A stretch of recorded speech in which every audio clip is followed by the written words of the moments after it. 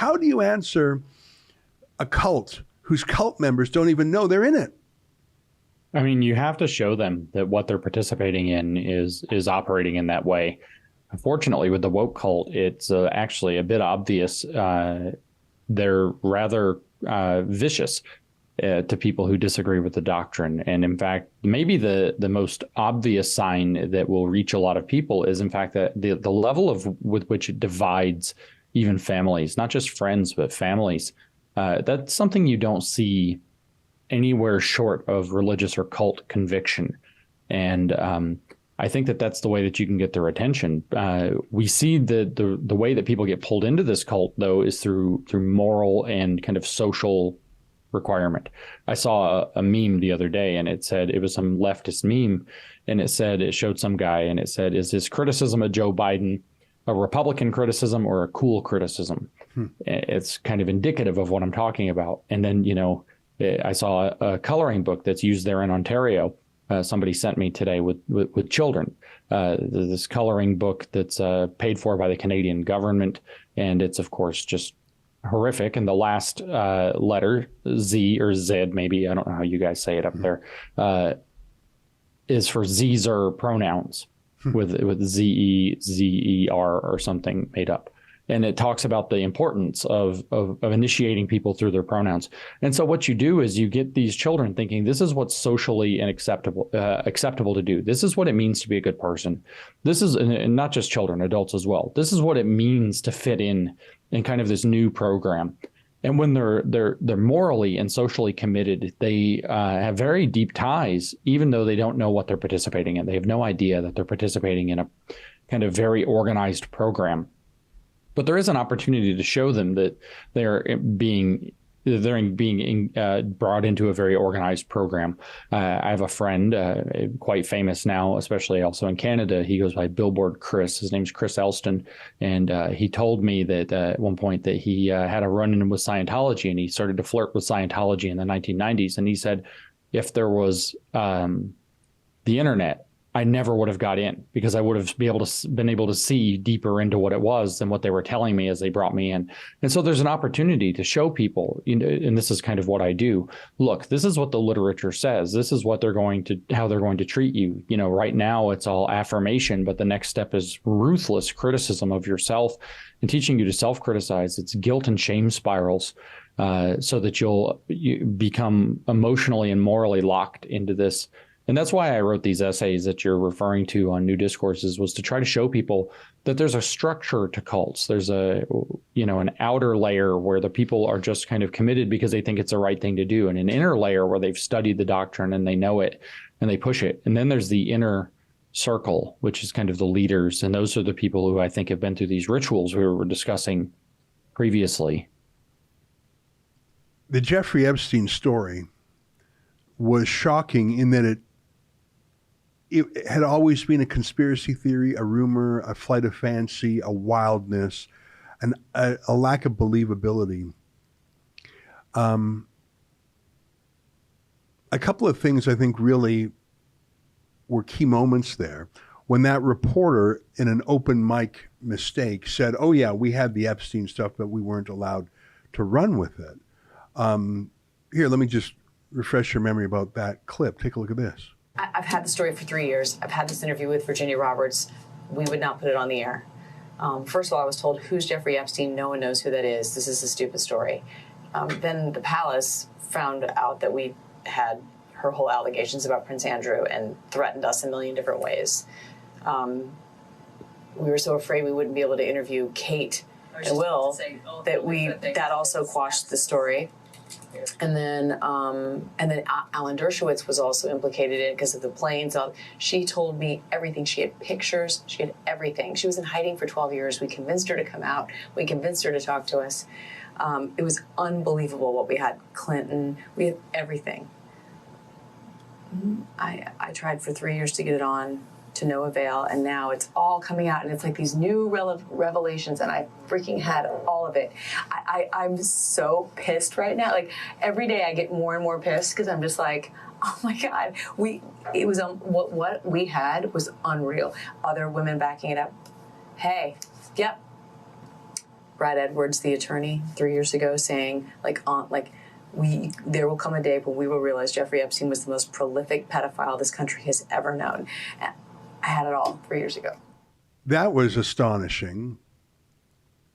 And then when Melinda Gates, wife of one of the richest, most powerful men in the world, divorced Bill Gates and explicitly said his refusal to stop going to meet Jeffrey Epstein, and credible reports say it was literally dozens of times, and to publicly say that's why she was divorcing. And you can imagine she would have objected many times before that ultimate move of, imagine how many times she said, stop, don't, and imagine how many times he refused. Here's a reminder of Melinda Gates describing that. You know, it was also widely reported that Bill had a friendship or business or some kind of contact with Jeffrey Epstein, and that you were not, that was very upsetting to you. Did that play a role in the divorce at all in this process?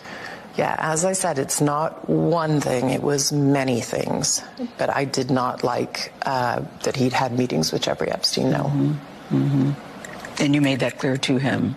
I made that clear to him. I also met Jeffrey Epstein exactly one time. Did you? Yes, because I wanted to see who this man was. And I regretted it from the second I stepped in the door. He was abhorrent.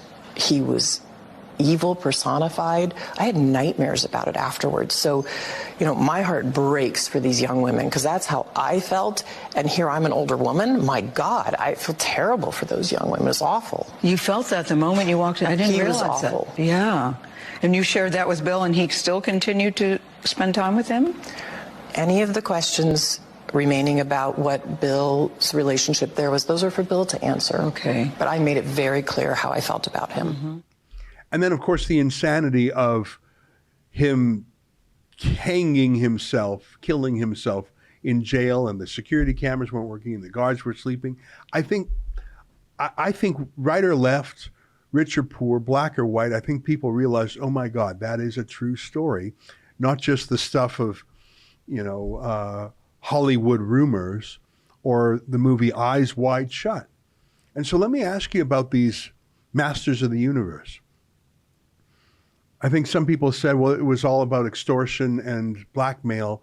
So it was like a CIA or Mossad operation where every powerful person was compromised and then they could be part of a establishment agenda. Okay, that rings true. But are these people in the center of a cult? Do they have a quasi-religion, or do they have some belief system other than power and blackmail? Who would?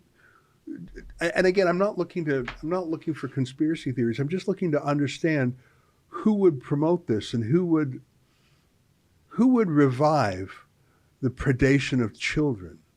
Who would do that? Well, that's a difficult question without being too speculative. But what is less difficult is to see that what is going on with this ideology, the woke ideology, for example, or even communism earlier, is actually a revival of these ancient religions that are decried as heresies and evil in the Bible. These are religions known as Hermeticism and Gnosticism.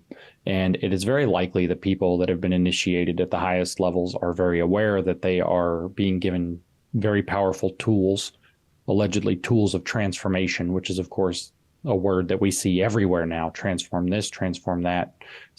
The Sustainable Development Goals, or 17 goals to transform our world, kind of see this everywhere. And the Hermetic religion is actually the easiest way to kind of make sense, honestly, of the trans phenomenon as well. And so when you see it in that context, who would revive this kind of practice? Well, the answer might be Hermeticists. Hermeticism was an ancient alchemical religion. It's credited to northern Egypt in roughly the same time as Socrates or Plato, but it must be somewhat earlier because Plato refers to it in the Phaedrus quite explicitly. So it must predate Plato by some years.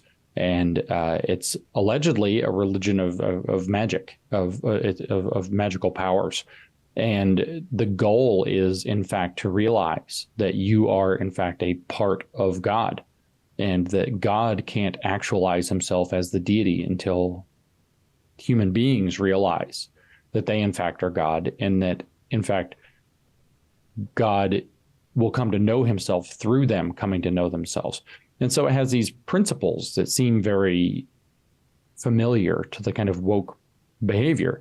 The principle of polarity. There are no true opposites. Opposites are the same in kind but different in degree. So you see the blurring of boundaries and the mixture of concepts to where they are seen as I mean, the technical word is the dialectical opposites. Hegel reinvented this religion for the Western context in the early 1800s. Marx picked up the tools and ran with them, and everything, I think, follows from there. But there's also this desire to the goal with the Hermetic religion is that you are, as a human being, that you are to ascend yourself spiritually and leave your body behind and become a self-begotten being. In other words, become your own Christ. And you are to become self-begotten, at which point you will be able to re-merge with the one, the total, the all.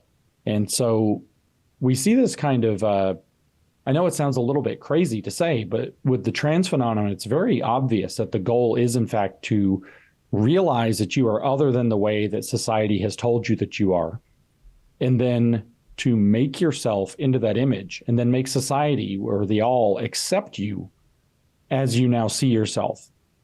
And that's, in fact, exactly how the trans phenomenon works. And so there are good reasons to believe that the people who are kind of in the secret halls of power behind this are probably likely aware that they are using kind of Hermetic principles. That was an excerpt from the Ezra Levant Show. I'm Ezra Levant. Every weekday, I do a monologue about the topic of the day. Then I interview a fascinating guest either in studio or via Skype. And then I read your mail, whether it's fan mail or hate mail, which is sometimes even more interesting. This is on our premium service, though, called Rebel News Plus. Go to rebelnewsplus.com. It's $8 a month or less if you buy a whole year in advance. You get my show every weeknight, plus Sheila Gunn Reid's show every week. It's called The Gun Show. It's pretty amazing. You know, we rely on you because we do not take a dime from the government. In Canada, that makes us almost unique. So please help us out and help yourself to some great journalism at rebelnewsplus.com.